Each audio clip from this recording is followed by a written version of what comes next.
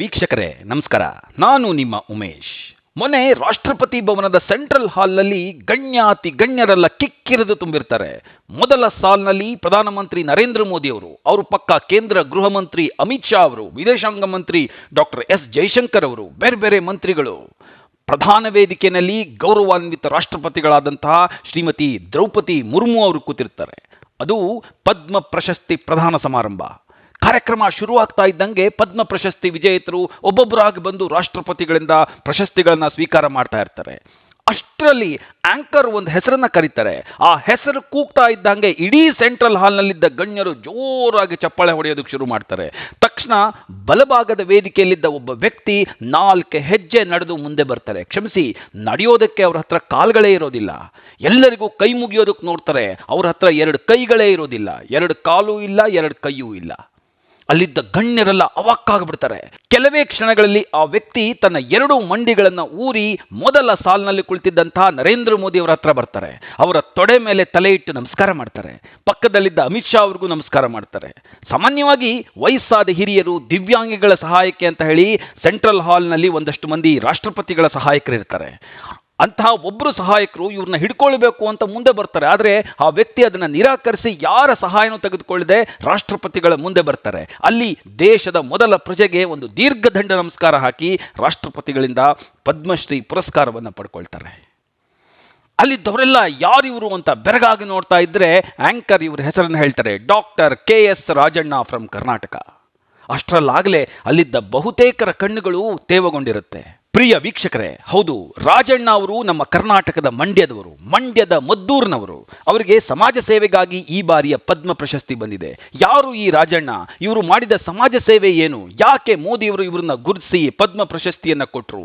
Amazing story ನೋಡಿ. ಒಂದು ಕಾಲದಲ್ಲಿ ಎಂಥವ್ರಿಗೆ ಪದ್ಮ ಪ್ರಶಸ್ತಿ ಬರ್ತಾ ಇತ್ತು. ಬರೀ AC ಚೇಂಬರ್ನಲ್ಲಿ ಕೂತ್ಕೊಂಡು ಲಾಬಿ ಮಾಡ್ತಾ ಇದ್ದವರಿಗೆ ಪದ್ಮ ಪ್ರಶಸ್ತಿ. ಪ್ರಣಯ್ ರಾಯ್, ಬರ್ಖಾದತ್, ರಾಜ್ದೀಪ್ ಸರ್ದೇಸಾಯಿ, ಬರೀ ಇಂಥವ್ರಿಗೆ ಬರ್ತಾ ಇತ್ತು ಪದ್ಮ ಪ್ರಶಸ್ತಿಗಳು. ಅದರ ವ್ಯಾಲ್ಯೂನೇ ಕಳ್ಕೊಂಡಿತ್ತು. ಆದರೆ ಇತ್ತೀಚಿನ ದಿನಗಳಲ್ಲಿ ಪದ್ಮ ಪ್ರಶಸ್ತಿ ಕೊಡೋದಕ್ಕೆ ಕೇಂದ್ರ ಸರ್ಕಾರ ಜರಡಿ ಹಾಕೊಂಡು ಹುಡುಕುತ್ತೆ.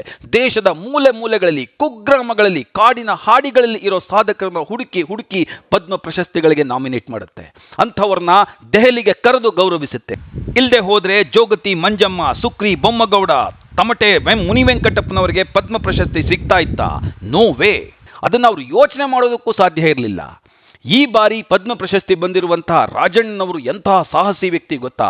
ಅವರ ಬದುಕಿನ ಹಾದಿಯನ್ನು ನೋಡಿಬಿಟ್ರೆ ಕೈಕಾಲುಗಳಿರೋ ನಮ್ಮಂಥವ್ರಿಗೆ ನಾಚಿಕೆ ಆಗ್ಬಿಡುತ್ತೆ. ಅರೆ, ಸಾಧನೆ ಮಾಡೋದು ಅಂದ್ರೆ ಹೀಗೆ ಮಾಡಬೇಕಪ್ಪ ಅನ್ಸುತ್ತೆ. ನೋಡಿ, ರಾಜಣ್ಣವರು ಮದ್ದೂರಿನ ಒಂದು ಕುಗ್ರಾಮದಿಂದ ಬಂದವರು. ಅವ್ರದ್ದು ರೈತ ಕುಟುಂಬ. ಮನೆಯಲ್ಲಿ ಬಡತನ. ಬಾಲ್ಯದಲ್ಲೇ ಪೋಲಿಯೋ ಅಟ್ಯಾಕ್ ಆಗಿ ಅವರು 2 ಕೈಕಾಲುಗಳನ್ನ ಕಳ್ಕೊಂಡ್ಬಿಡ್ತಾರೆ.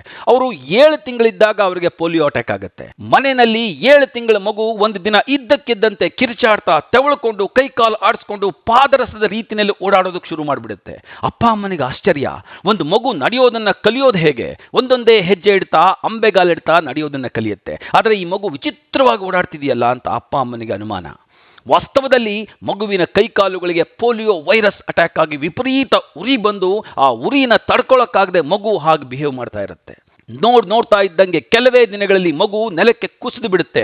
ಅಪ್ಪ ಅಮ್ಮನಿಗೆ ಅಜ್ಞಾನ, ಬಡತನ. ಮಗುನ ಒಳ್ಳೆ ಡಾಕ್ಟರ್ ಹತ್ರ ತೋರಿಸ್ಬೇಕು ಅಂತ ಗೊತ್ತಿಲ್ಲ. ನಾಟಿ ವೈದ್ಯರ ಹತ್ರ ಕರ್ಕೊಂಡೋಗಿ 2 ವರ್ಷ ಚಿಕಿತ್ಸೆ ಕೊಡ್ತಾರೆ. ಯಾವ ಪ್ರಯೋಜನನೂ ಆಗಲ್ಲ. ಕೊನೆಗೆ ಮಗು ಪರ್ಮನೆಂಟ್ ಆಗಿ ಕೈಕಾಲುಗಳನ್ನ ಕಳ್ಕೊಂಡು ಬಿಡುತ್ತೆ. ಆದರೆ ಆಶ್ಚರ್ಯ ಅಂತಂದ್ರೆ ಮಗು ಬೆಳೀತಾ ಕೈಕಾಲುಗಳಿಲ್ಲದೆ ಹೋದ್ರೂ ಸಾಮಾನ್ಯ ಮಕ್ಕಳು ಮಾಡೋ ಎಲ್ಲ ಕೆಲಸವನ್ನು ಮಾಡೋದಕ್ಕೆ ಶುರು ಮಾಡುತ್ತೆ. ಹುಡುಗರ ಜೊತೆನಲ್ಲಿ ಗೋಲಿ ಆಡೋದು, ಬುಗುರಿಗೆ ದಾರ ಸುತ್ತಿ ನೆಲದ ಮೇಲೆ ಬಿಡೋದು, ಮರ ಹತ್ತಿ ಮರಕೋತೆ ಆಟ ಆಡೋದು, ಕೆಸರಿನಲ್ಲಿ ಕೆರೆನಲ್ಲಿ ಈಜಾಡೋದು, ಎತ್ತನ ಬಂಡಿ ಹೊಡೆಯೋದು, ಅಲ್ಲಲ್ಲಿ ಬೀಳೋದು, ಏಳೋದು. ತಂದೆ ರಾಜಣ್ಣನವರನ್ನ ಶಾಲೆಗೆ ಸೇರಿಸ್ತಾರೆ. ತಂದೆ ಮಗುವನ್ನ ಕೂಸುಮರಿ ಮಾಡ್ತಾ ಶಾಲೆಗೆ ಕರ್ಕೊಂಡು ಬರ್ತಾ ಇದ್ರೆ ಸುತ್ತಮುತ್ತ ಇರೋರು ಅವ್ರನ್ನ ಆಡ್ಕೊಳ್ತಾ ಇರ್ತಾರೆ. ನೀನೇನು ರಾಜ ವಿಕ್ರಮಾದಿತ್ಯನ ತರ ಆಗಿದ್ಯಾ, ನಿನ್ನ ಮಗ ಬೇತಾಳ ಆಗಿದ್ದಾನೆ ಅಂತ ಹೇಳಿ ಗೇಲಿ ಮಾಡ್ತಿರ್ತಾರೆ. ಆದರೆ ರಾಜಣ್ಣ ಶಾಲೆಯಲ್ಲಿ ತುಂಬಾ ಚೆನ್ನಾಗಿ ಓದ್ತಾ ಇರ್ತಾರೆ. ಅದ್ಭುತವಾಗಿ ಪೇಂಟಿಂಗ್ ಮಾಡ್ತಾ ಇರ್ತಾರೆ. ಗಣೇಶನ ಹಬ್ಬ ಬಂತು ಅಂದ್ರೆ ಜೇಡಿ ಮಣ್ಣಿನಲ್ಲಿ ಗಣೇಶನ ಮೂರ್ತಿಯನ್ನ ಮಾಡ್ತಾ ಇರ್ತಾರೆ. 2 ಕೈಗಳಿಲ್ಲದೆ ಹೋದ್ರು ಎಲ್ಲ ಕೆಲಸಗಳನ್ನ ಮಾಡೋದಕ್ಕೆ ಶುರು ಮಾಡ್ತಾರೆ. ಯಾವ ರೀತಿ ಕೆಲಸಗಳು? ಸೂಜಿಗೆ ದಾರ ಪೋಣಿಸೋದು, ಟೈಲರಿಂಗ್ ಮಾಡೋದು, ಅಡಿಗೆ ಮಾಡೋದು, ಪೇಂಟಿಂಗ್ ಟೂರಿಂಗ್ ಮಾಡೋದು, ಹೀಗೆಲ್ಲ ಮಾಡ್ತಾ ಇರ್ತಾರೆ. SSLC ಆದ ನಂತರ ರಾಜಣ್ಣವರು ಮೆಕ್ಯಾನಿಕಲ್ ಇಂಜಿನಿಯರಿಂಗ್ ಅಲ್ಲಿ ಡಿಪ್ಲೊಮಾ ಮಾಡ್ತಾರೆ. ಅನಂತರ ದಿವ್ಯಾಂಗದರಿಗಾಗೆ ತಮ್ಮದೇ ಆದ ಒಂದು ಅದ್ಭುತವಾದ ಸಂಸ್ಥೆಯನ್ನು ಕಟ್ತಾರೆ. ದಶಕಗಳ ಹಿಂದೆ ಸಣ್ಣದಾಗಿ ಚಿಗುರೊಡೆದಿದ್ದಂತಹ ಸಂಸ್ಥೆ ಇವತ್ತು ಹೆಮ್ಮರವಾಗಿ ಬೆಳೆದು ಪದ್ಮ ಪ್ರಶಸ್ತಿಯನ್ನು ಅವರಿಗೆ ತಂದುಕೊಟ್ಟಿದೆ. ನೋಡಿ, ರಾಜಣ್ಣವರು ತಮ್ಮ ಸಂಸ್ಥೆಯಲ್ಲಿ 500 ಜನರಿಗೆ ಉದ್ಯೋಗ ಕೊಟ್ಟಿದ್ದಾರೆ. ಅವರಲ್ಲಿ ಬಹುತೇಕರು ದಿವ್ಯಾಂಗಿಗಳು. ಸಾವಿರಾರು ದಿವ್ಯಾಂಗಿಗಳಿಗೆ ಟ್ರೈನಿಂಗ್ ಕೊಟ್ಟಿದ್ದಾರೆ. ಇವರ ಸಾಧನೆಯನ್ನು ನೋಡಿ 2013ರಲ್ಲಿ ರಾಜ್ಯ ಸರ್ಕಾರ ದಿವ್ಯಾಂಗಿಗಳಿಗೆ ಅಂತಲೇ ತೆರೆದಿರುವಂತಹ ಸ್ಟೇಟ್ ಡಿಸಬಿಲಿಟಿ ಕಮಿಷನ್ಗೆ ಇವರನ್ನ ಕಮಿಷನರ್ ಆಗಿ ಅಪಾಯಿಂಟ್ ಮಾಡುತ್ತೆ. ಅಲ್ಲಿ 2 ವರ್ಷಗಳ ಕಾಲ ಕೆಲಸ ಮಾಡ್ತಾರೆ ರಾಜಣ್ಣವರು. 100 ದಿವ್ಯಾಂಗಿಗಳ ಬದುಕನ್ನು ಹಸನಾಗಿಸ್ತಾರೆ.